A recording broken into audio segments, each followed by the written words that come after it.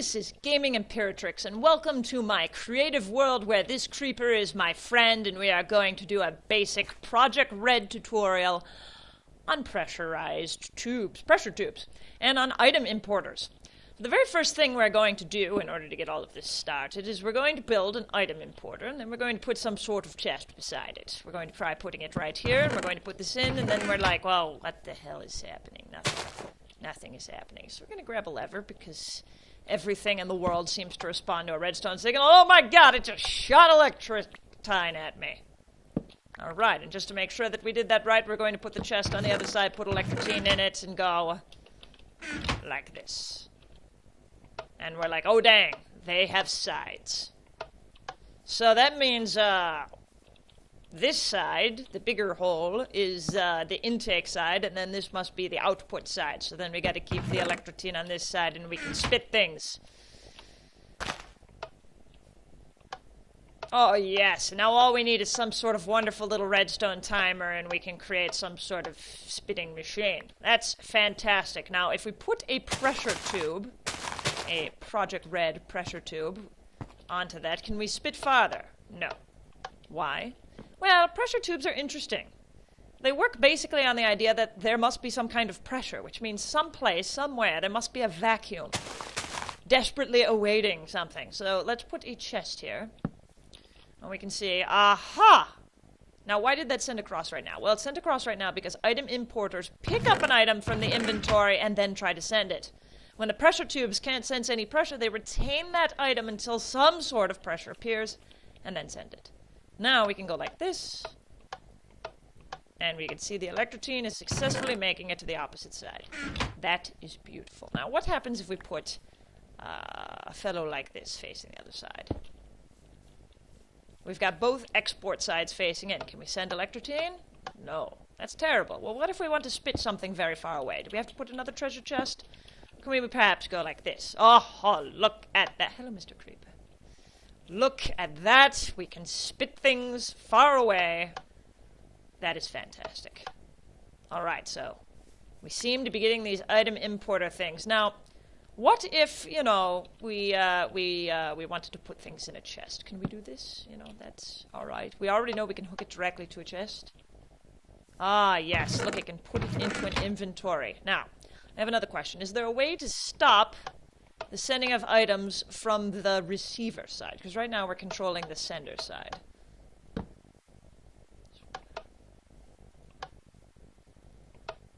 And we can see that once we have activated the receiver side, it's trying to grab something from its own inventory and spit it out, which doesn't work, and, well, there's just no pressure on the system. It's borked. It is terribly, terribly, terribly borked. Well, that is very interesting. Very interesting. Now, if I want to get something going over to, let's say, this side. Oopsie daisies. Ah, yes. Look, it sends immediately because a source of pressure appears. So, one thing about pressurized tubes is that they're not like Buildcraft tubes. They're not random. They work on where the pressure comes from, and right now the closer inventory is exerting more pressure. And if I filled up the closer inventory with, say, you know, a bunch of random objects, and I didn't give any room for the electrocine to fit in, let's take the electrocine out. Well, no pressure would be exerted by that chest, and it would head over to the other chest and fill it up, creating a wonderful system for getting all the stuff from a quarry into various different boxes, I guess. Arranged in a row, or something like that. So yes, and then as soon as the space, you know, opens up, it'll start going over here again because there's pressure on that side. That is lovely. But what if we wanted it to fill up the farther away chest first? Well, that is where resistance tubes come in. Resistance tubes help avoid... Oopsie daisies, I need to I need to show you that resistance tubes basically act like 1,000 tubes are in the way without actually having to build 1,000 tubes like all over the place. And you can see that items will fill up the farther chest first. Now, if the farther chest were to be completely filled, say with electrotine generators, just the way the other chest were, This is a random block I'm choosing. There's no significance to the electrotine generator being used. You can see that it will travel, well, travel across the resistance pipe as, you know, just as fast as ever. Spectacular. And of course, if we filled up both of these treasure chests, nothing should get sent in any direction because there is no pressure. Well, I feel like I understand things now. Maybe. A little bit better than I understood them before.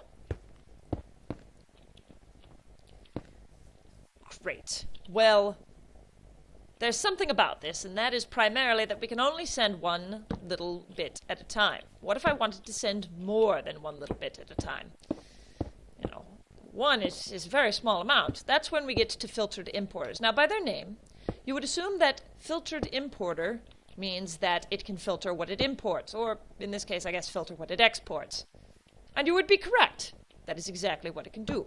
So if I say, hello, please send this dirt, and this box is filled with electrotine, and I throw a lever down, it will not send anything, because it's looking for dirt. And then if I throw dirt in here, it'll be like, got it, you wanted to send the whole in, mother of pearl, it sent the entire stack. And that is one of the great things about the filtered exporter, or importer, the filtered importer that is being used as an exporter, is that it can send an entire stack. And this includes spitting out an entire stack. Look at that. So every pulse it gets, it will send an entire stack. And if you want to know what happens if I put both things in there at the same time, it will grab whatever's first and send a stack of that. Including, I'm pretty sure it doesn't go all the way up to 64. I'm pretty sure it just sends the first stack. Oh no, it sent up to 64. So grab the first thing it can find, it sent up to 64 of it. And of course, it will go again, it will send the electrotine, and if I put the dirt back in here, it'll continue sending electrotine, despite the fact that dirt, you know, it's arbitrary where these are arranged in here, it doesn't prioritize them in any fashion. See, the dirt was above, and it didn't send the dirt first.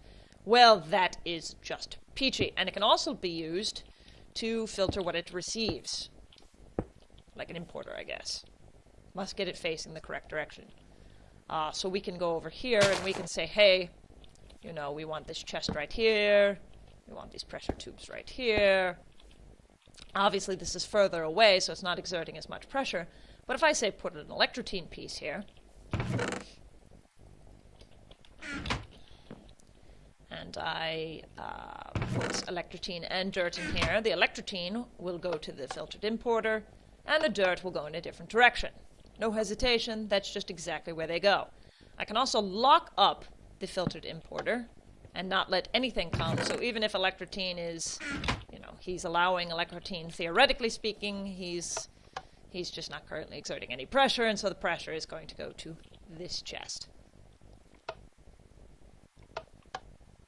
Dun dun dun! So another thing that's useful with using these filtered importers is that there's a thing called the Autocrafting bench. The Autocrafting bench has an inventory and will accept anything. There isn't really any way to stop it from accepting anything. So no matter what I put in here, be it dirt or electrotine, it's going to go to the Autocrafter. Yep. And therefore I can use the filtered importer, if I'm facing it the right way, which I don't think I am. Stop it. Yes, there you go. To say, please, do not send your dirt into clogging up the auto-crafting bench. That would be terrible. We don't want that to happen. And so you can see the electrotine goes in just fine, but the dirt is rejected. Terribly, terribly rejected. It feels so bad, guys. It feels so bad. It's been rejected. Well, now we have an auto-crafting bench. Well, that's a new thing. Great, guys, we have an auto-crafting bench. Let's, find out how it works. That would be interesting. So I seem to remember there's a thing called an electrotine generator. If I put the electrotine generator right here, you should know that it burns electrotine. Yay, it creates power, which appears to be powering up the auto-crafting bench. Great. I mean, it's not like the auto-crafting bench is doing anything, that we see any interface, that we can figure out what to do with it, but spectacular, we're at least powering it. And I can also take the electrotine generator, I can put it back here and say, hello, please generate your electrotine. I can take a low power line and go like this. Oopsie-daisies. And that will also be able to power the auto-crafting bench. It has to take a second as the electrotine builds up. But that will, yes, will also be able to power the auto-crafting bench. However, we still don't know how to automatically craft. We can send things to the auto-crafting bench. We can avoid sending things to the auto-crafting bench. Oh my. Did I fill up something? Oh, no, never mind. The filter doesn't let it leave. Yes, the filter does not let that leave. It only wants dirt and electrotine. Yes, we can prevent items from leaving the chest. We can prevent items from going to the crafting bench. If we remove all of the filters, it'll just send whatever the hell we put in it. Yay. So we can calibrate the sending of stuff to the auto-crafting bench, such as, you know, when we actually want to craft something, and we can power the auto-crafting bench, but we don't know how to make anything with it. We're going to go make a project bench. We're going to plop that project bench down, have a gander at it. Oh, that's fascinating. Look at this. I can build a block of electrotine. I can put the ingredients for electrotine in here, and then build a lot of blocks of electrotine. So far, so good. It's reminding me very slightly of a crafting terminal. Okay, well, I can put a recipe plan in here, and then I can go, hey, electrotine, I want to write that recipe plan. You know, and just for good measure, I'm going to write the reverse. Oops. I'm going to write the reverse plan as well. So now I have two plans. I have one plan for getting an electrotine block. I'm holding shift right now in order to see these. And I have one plan for getting the electrotine back out of the block. And if you can see, I put one plan in here, and a guide pops up, and I can put any amount of materials in here and get electrotine blocks just by clicking. I can put the other pattern in here, and I can do this, and I can... Oh, that is lovely. Look at that. That is absolutely spectacular. Or I can put, you know... But this is kind of, you know, and I guess I could pump things in here. That would be nice, right? Like, if I wanted to. I could be like, hey guys, you know, I'm going to put a resistance block right here. Yes, and I don't want to accept anything, any electrotine. And then I could put the electrotine in here, and I could be like, okay, it should fire over to that project bench, right? Right? Perhaps not. Oh, there it went. Okay. So I can follow that electrotine. He comes up to the project bench. Oh, that is spectacular, and if I just happen to have a recipe in here, I could come up and be like, yes, that is the thing I want. But, can it be automated? That is the problem.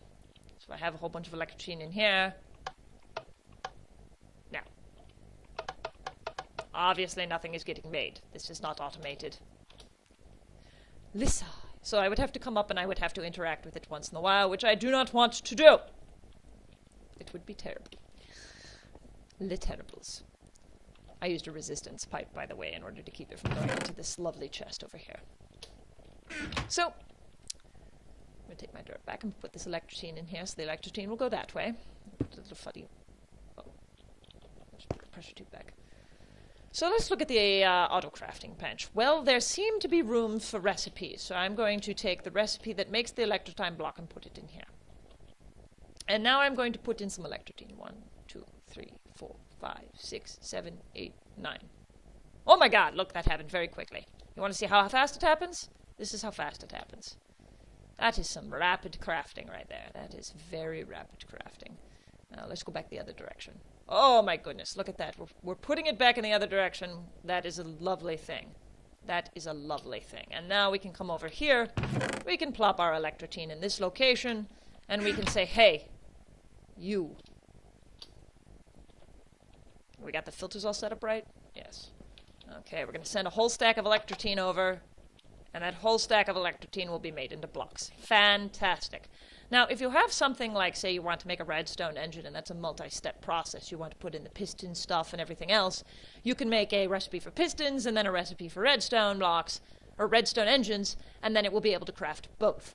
And you do this by putting both steps of the plan in. Unfortunately, both steps of our plan just go back and forward between electrotine and electrotine blocks, so you can see that we're not exactly, we're not making a ton of progress right here. But you can also see that the electrotine generator is actually strong enough to keep up with the power that we're losing. Or at least very close to keeping up with the power that we're losing. Looks about right. Yeah. So actually we're in a situation where we are making enough power in order to do this crafting, and the crafting is happening very rapidly. You'll also notice that it's making a few blocks, and it's depleting a few blocks before it goes on to the next step of the recipe plan. So it doesn't just do one and then one. I'm not entirely sure what this cycle does, except for I think it makes it restart from the end or beginning or something. I'm still not quite entirely sure yet. It seems to make it go to the second step of the plan faster. Anyway, so now we have a wonderful system featuring filtered importers. We have our auto-crafting bench, and, you know, let's say that we were in a situation where we may have too many resources and we have to get rid of some. Well, we don't have any void pipes, but we do have, you know, this lovely fellow who can spit things out. Do I have it? No, I need to filter it that way. And he, you know, if we have just, you know, there's too much, it's not being accepted by anything else, you know, our treasure chest is full. Let's put this up here. Let's put a resistance tube right here. Plus, it's, you know, also the longest tube. So, you know, we have only electricine getting in here, and this guy is terribly full. He cannot accept anything else. He's got 1,000,000 stacks of cobble in him, and we have a quarry running. You know, we can have a situation where you know, he wants to retain the chests. Retain the chests. So we want him to retain the chests, so we don't want to put a chest in the filter, we just want to put a piece of electrotine and a piece of dirt. And so he will send out the, you know, electrotine, it will go to crafting.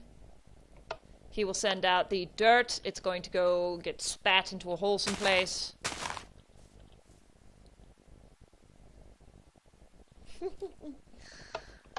And he will send out the electrotine, and he does not send out the chests because it's not in his filter. And that is pressurized tubes for you, everybody. That is pressurized tubes with a little bit of auto-crafting and the importers. Have fun!